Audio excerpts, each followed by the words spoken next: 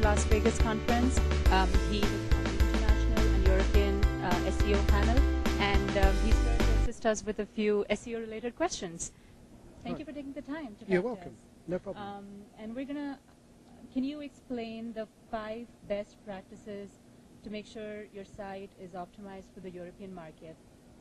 Okay, well, the first thing to do would be to make sure that you have the correct keyword research, because working with keywords in other languages, and you've got quite a number of other languages in Europe, you need to actually do proper keyword research.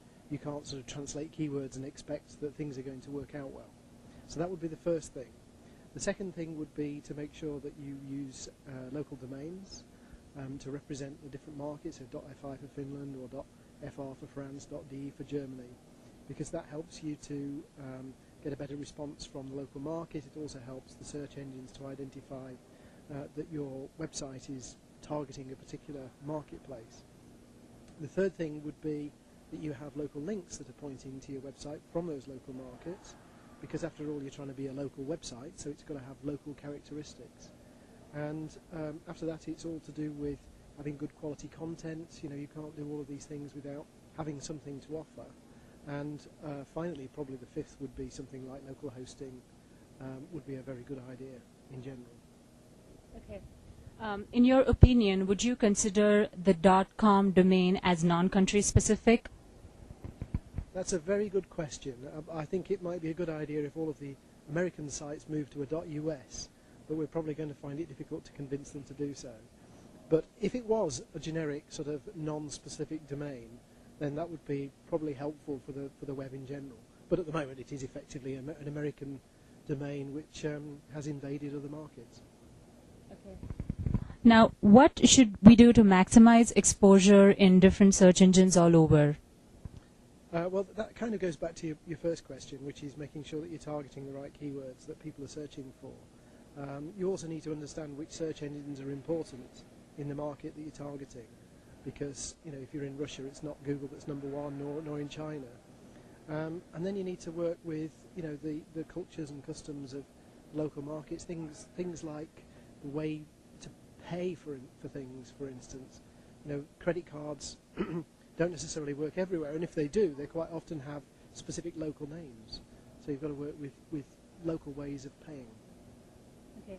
And do you have any specific recommendations on the SEO keyword, international SEO keyword research tools? Well, there aren't any.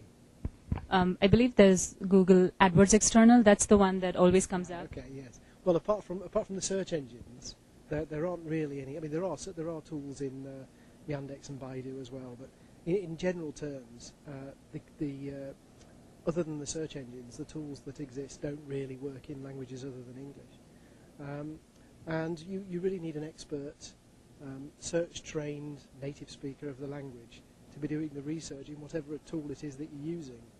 So whether it's Yandex or Google, you need someone who speaks the particular language and knows how search works. Okay. And then what do you think about hosting in a different country? Hosting your website in a different country? Well, that very much depends on the circumstances, because that's a very common problem. And there are often not so many hosting companies in certain markets. So it's not that easy to find servers in every particular market.